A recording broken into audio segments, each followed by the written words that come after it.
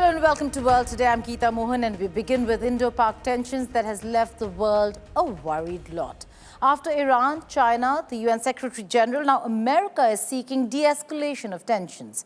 While US Secretary of State Marco Rubio is set to speak with his Indian and Pakistani counterparts, US Chargé d'Affaires in Islamabad, Nathalie Baik, met Pakistan Deputy Prime Minister and Foreign Minister Ishaq Dar to de-escalate tensions with India following the Pahalgam terror attack. The US Chargé d'Affaires conveyed the US desire for de-escalation and that it will stay engaged with both countries on the evolving situation, Pakistan Foreign Office said in a statement. Meanwhile, India continues to send strong message to Pakistan. This time, New Delhi says art and terror cannot go together. India has blocked Instagram accounts of various Pakistani artists, actors. Hania Amir and Mahira Khan's Instagram have been blocked. Artists Ali Zafar, Sanan Saeed, singer Bilal also have been blocked. Instagram pages of actors Imran Abbas and Sajal Ali also have been withheld. India has warned Pakistan against ceasefire violations while DGMOs of both sides held talks over a hotline. Prime Minister Modi chaired high-level security meetings amid Pakistan's move at the UN Security Council, removing TRF, the resistance front, a proxy for Lashkar-e-Taiba, from the statement on Pahalgam introduced by the United States of America. This clearly exposes Pakistan's doublespeak on fight against terror. The Pakistan Stock Exchange plunged by more than 3,500 points on Wednesday as uncertainty took hold due to increasing risk of a showdown with India. The uncertainty caused a midnight crisis cabinet meeting. Pakistan claimed that it has credible intelligence about India carrying out a military strike within the next 24 to 36 hours. Pakistan has credible intelligence that India intends carrying out military action against Pakistan in the next 24 to 36 hours on the pretext of baseless and concocted allegations of involvement in the Pahalgam incident. On Tuesday, UNSC issued a press statement condemning, in the strongest terms, the terrorist attack in Pahalgam of Jammu and Kashmir. The 15-Nation Council stressed that those responsible should be held accountable and the organizers and sponsors of this reprehensible act of terror should be brought to justice.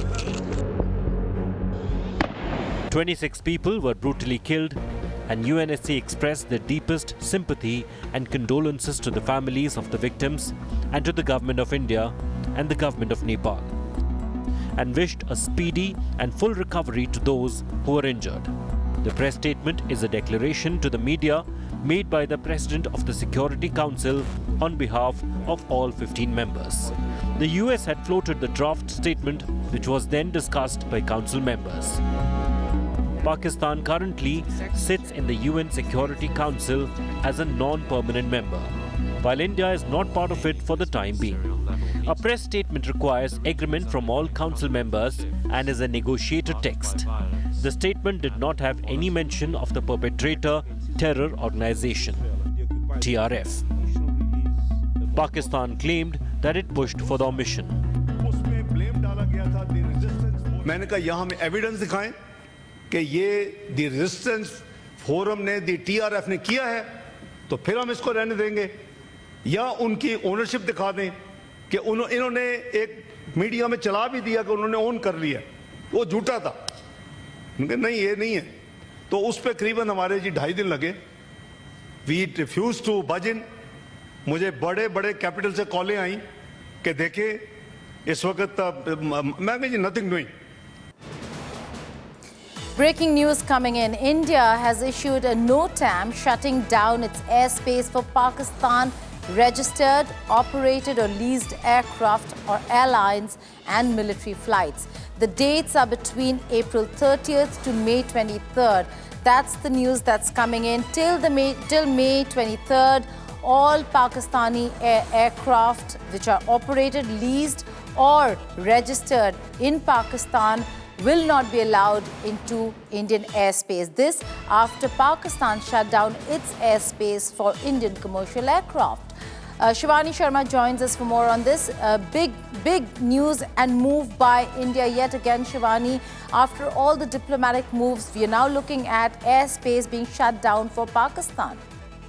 Geeta, this was under consideration by the Indian government since last few days, and we had already reported that this can come as a decision, a major diplomatic decision from the Indian government. And now what we are learning through the sources is that the airspace has been shut down for any kind of aircraft, be it the civil aircraft or the other commercial flights. So all this is being done to create more pressure on Pakistan, because then Pakistan aircraft will have to take a very longer route when it will have to travel to the Southeast Asian countries. So this is a major move that has come, that the airspace has been already shut. And apart from the airspace, Geeta, the ports will also be banned for any kind of ships from Pakistan. So this is another major blow that Pakistan will have to bear after the 22nd April Pahalgam attack. Well, the Pahalgam terror attack took place. Prime Minister Modi was cut short his visit from Saudi Arabia to India, returned, Shivani, and that's when we had seen the first moment, the first instance when India did not use Pakistani airspace. He'd used the airspace. The Air Force One had flown over Pakistani airspace when Prime Minister Modi was going to Saudi Arabia, but on his way back, he did not use Pakistani airspace. That certainly was an indication that this is where India would be headed towards a NOTAM to ensure that Indian airspace will be shut to Pakistani aircraft. You are right, Geeta. When Prime Minister Narendra Modi was returning, cutting short his visit to Saudi Arabia when the attack happened, he did not take his flight, in fact, did not take the airspace above Pakistan.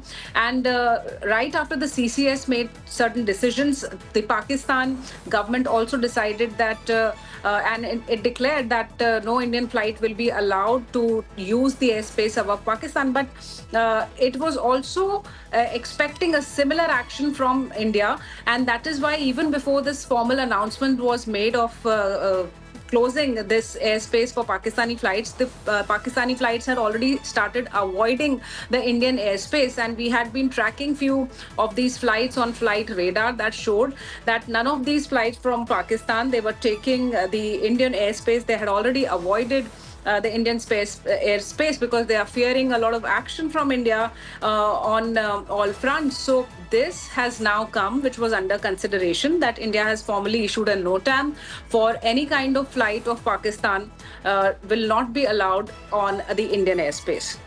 Also, Shivani, when tensions escalate between countries like India and Pakistan and you shut airspace, it does cost the airlines a lot more because of the detour. Now, going through India into Southeast Asia would be much cheaper for these aircraft carriers, but now they'll have to pay more for the fuel just to take a detour and go all through the region rather than go through India.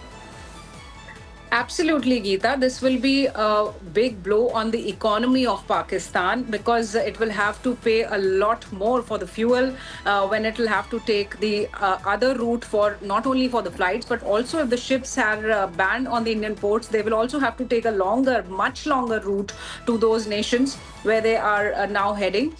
So this is another diplomatic pressure, diplomatic attack on the Pakistani economy. Also, we all know the struggles of Pakistani economy in past few years, Geeta. So it's again a big blow, a big attack, which Pakistan will have to bear or pay for after the Pahalgam attack and for harboring the terror nexus on its soil, especially which is used against India. Right. Shivani, stay on with me. Let's just, for the benefit of our viewers, tell our viewers exactly what has happened. Pakistan, not so long ago, had shut its airspace for India. And now India has issued a NOTAM shutting down its airspace for Pakistan registered, operated or leased aircraft, airlines and military flights. The dates on the NOTAM notice say it's from April 30th to May 23rd.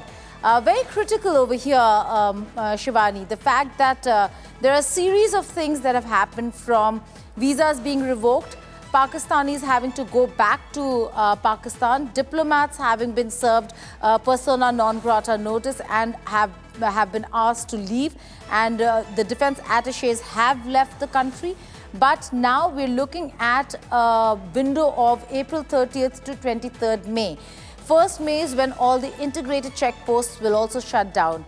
What are we to expect over here? Is there a security scenario that's being built? Because we've seen high-level meetings today chaired by none other than the Prime Minister himself. Home Minister chaired a few meetings on Indus waters.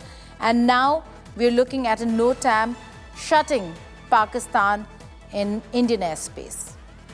Geeta, India is taking on multi-dimensional strikes on Pakistan, not only on ground, but also diplomatically through different channels and decisions right after from the CCS had happened. The first CCS that had happened when Prime Minister Narendra Modi had returned back, cutting short the journey to Saudi Arabia.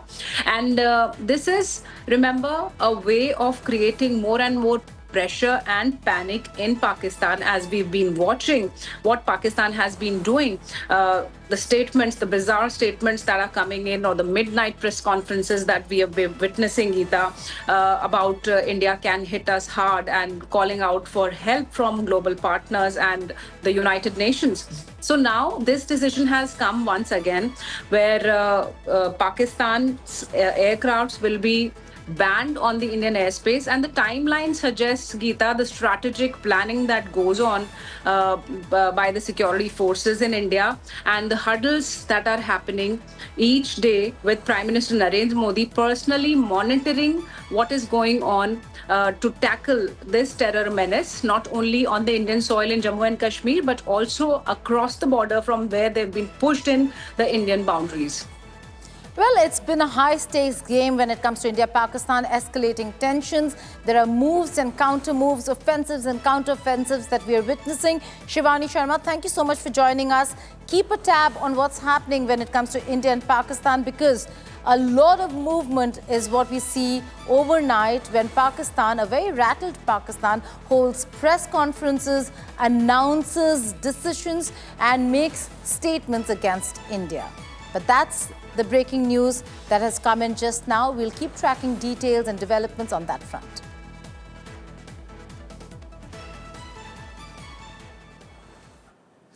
Just a day after Donald Trump celebrated 100th day in office in his second term, the US economy shrank at a 0.3% annual pace from January through March. This is the first drop in 3 years. It was slowed by a surge in imports as companies in the United States of America tried to bring in foreign goods before President Donald Trump imposed massive tariffs. And President Trump posted on his Truth Social handle that the blame for the economy shrinking lies with his predecessor, Joe Biden. He wrote, and I quote, "This is Biden's stock market, not Trump's. I didn't take over until January 20th. Tariffs will soon start kicking in, and companies are starting to move into the US in record numbers. Our country will boom, but we have to get rid of the Biden overhang. This will take a while, has nothing to do with tariffs." Now, that's the statement made by President Trump himself. On Tuesday, he marked his 100th day back in the White House with a rally in Michigan, offering his take on both achievements and ongoing challenges. From immigration to tariffs, the president laid out what he calls 100 days of greatness. And a day later, when the economy contracted, he blamed Biden. And we're here tonight in the heartland of our nation to celebrate the most successful first 100 days of any administration in the history of our country, and that's according to many, many people. This is the best, they say, 100-day start of any president in history, and everyone is saying it. We've just gotten started. You haven't even seen anything yet. It's all just kicking in. Donald Trump marked his 100th day back in the White House with a campaign-style rally in Michigan. From immigration to tariffs, the US president laid out what he sees as his accomplishments and challenges. Supporters packed in a convention center as the president touted 100 days of greatness. One moment that drew particular attention was a cinematic video showing migrants deported to El Salvador. The video was accompanied by intense music and crowd applause.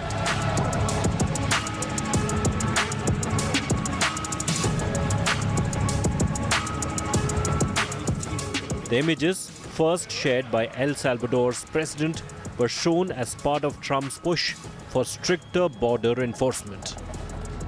Trump also defended his use of the centuries-old Alien Enemies Act to expedite deportations. Meanwhile, he criticized the federal courts for blocking parts of his agenda. Trump's remarks touched on immigration, manufacturing, tariffs, and support for key allies like Elon Musk and Defense Secretary Pete Hegseth. He also repeated claims about election results and media coverage, calling out what he described as fake polls. While the crowd was energetic, the arena was only about half full. And some attendees left before Trump finished his nearly 90-minute address. Supporters see the rally as a show of strength and resolve, but critics point to low approval ratings and ongoing legal challenges. Either way, President Trump's first 100 days signal a presidency defined by bold moves and familiar rhetoric.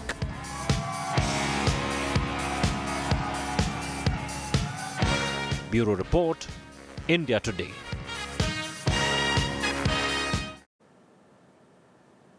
Jeff Bezos' Amazon hit the headlines for much of the day on Tuesday. The reason? Its low-cost haul unit considered listing import charges for goods in light of new U.S. tariffs. The retail giant was soon reprimanded by the White House as it called Amazon un-American. Amazon denied looking at any such plan of disclosing tariff impact on prices for its main website or in the haul.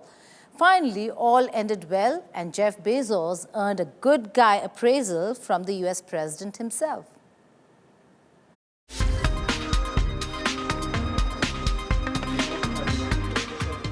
Jeff Bezos' Amazon spent a chaotic Tuesday in damage control mode, because reportedly the retail giant had planned to detail the cost of trade tariffs to its customers on its low-cost platform haul. The move rattled the White House. I will take this since I just got off the phone with the president about Amazon's announcement. This is a hostile and political act by Amazon. Why didn't Amazon do this when the Biden administration hiked inflation to the highest level in 40 years? And I would also add that it's not a surprise because, as Reuters recently wrote, Amazon has partnered with a Chinese propaganda arm. So this is another reason why Americans should buy American. It's another reason why we are onshoring critical supply chains here at home to shore up our own critical supply chain and boost our own manufacturing here. The Seattle retailer said it had looked into itemizing the impact for shoppers using Amazon Haul. The low-cost site was launched in the US last year to compete with Shein and Temu. But after it was reported by a news platform, Amazon said it had decided not to move forward and the idea had never been under consideration for its main platform. The US president called Jeff Bezos. Great. Jeff Bezos was very nice. He was terrific. He solved the problem very quickly. And he did the right thing, and he's a good guy. The confusion initially prompted a 2% drop in Amazon shares on Tuesday morning, but by the end of the day, with the president backing Bezos as a good guy, Amazon recovered. It certainly was a close call for Amazon getting into crosshair with the White House. Bureau Report, India Today. U.S. President Donald Trump is undoubtedly the darling of the social media. He talks and moves, and that inspires memes. Here is the viral POTUS section. On Tuesday, US President Donald Trump joked with reporters at the White House about wanting to become Pope. I'd like to be Pope. That would be my number one choice. And this joke of Donald Trump made the internet go crazy. Soon after, social media erupted with AI-generated images of Donald Trump as Pope, and it's pretty much everywhere. President Donald Trump feted the 2025 Super Bowl champion Philadelphia Eagles at the White House on Monday, and he particularly praised American football running back Saquon Barkley for his looks. The season started off slow, but you soon caught fire with your great coach inspiring you, and you got the ball to your superstar running back who I met yesterday, and I want to tell you he's a handsome guy, but I wouldn't want to tackle him. Saquon Barkley. Where's Saquon?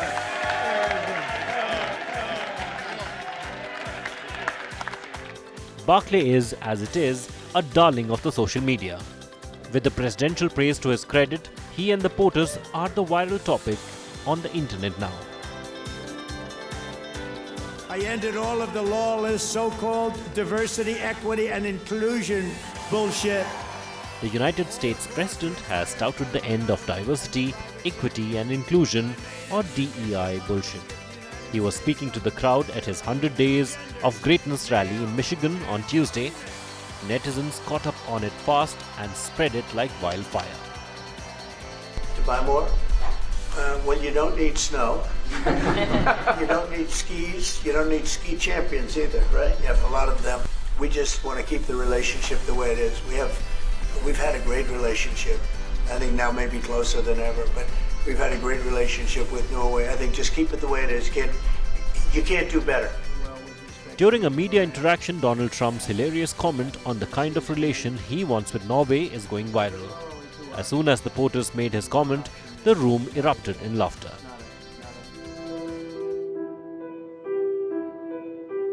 Ivanka Trump's recent video featuring her father Donald Trump and her son Theo is indeed cute.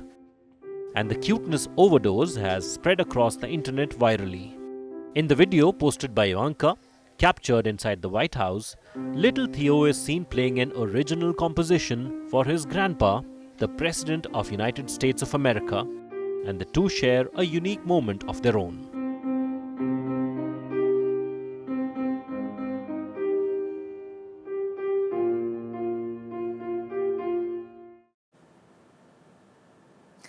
The crowded world of artificial intelligence has got another player, but with a difference. Mark Zuckerberg's Meta platform has launched a standalone AI app with a social media component to compete with OpenAI's ChatGPT. The Meta AI app, built with the company's Llama 4 AI system, includes a Discover feed that lets users see how others are interacting with AI. It also has a voice mode for interacting with the AI. Users can link their Facebook and Instagram accounts to the Meta AI app, and that instantly personalizes its user experience with social media context. And Meta has released it for free as an open source product, unlike its rivals. At the launch, Meta CEO Mark Zuckerberg chatted with Microsoft CEO Satya Nadella, and the two hope that the speed of AI development happens faster for greater benefit. Listen in. I'm curious how you think, what's your current outlook on sort of what we should be looking for to understand the progress that this is making? I think AI has the promise, but you now have to sort of really have it deliver the real change in productivity. And that requires software and also management change, right? Because in some sense, people have to work with it differently. People always quote what happened with electricity, right? It was there for 50 years before people figured out that, hey, we got to really change the factories to really use electricity differently, right? And that is the famous Ford case study. And so to me, we're somewhere in between. I hope we don't take 50 years. But I do feel that by just thinking of this as the horseless carriage is also not going to be the way we're going to get to the other side. So it's not just tech. Tech has got to progress. You got to put that into systems that actually deliver the new work artifact and workflow. Yeah, well, we're all investing as if it's not going to take 50 years. So I hope it doesn't take 50 years. Well, breaking news coming in. We were reporting this earlier. U.S. Secretary of State Marco Rubio has spoken with Pakistan Prime Minister Shehbaz Sharif. There were reports earlier that he was going to speak with both his Indian and Pakistani counterpart, that's Deputy Prime Minister and Foreign Minister Ishaq Dar. But instead, Marco Rubio dialed Shehbaz Sharif. Details of the conversation are not out yet, but we do know clearly from the statements from White House and State Department that Marco Rubio was going to call the Pakistani leadership as also the Indian leadership to talk about de-escalating tensions between the two countries. We are also given to understand that he's likely to speak with External Affairs Minister Dr. Jaishankar in a while from now. And the message from America, from Washington, D.C. remains the same, that India and Pakistan will have to use or seek the diplomatic route to de-escalate tensions rather than escalate tensions. This comes at a time when America is in a tariff war with China.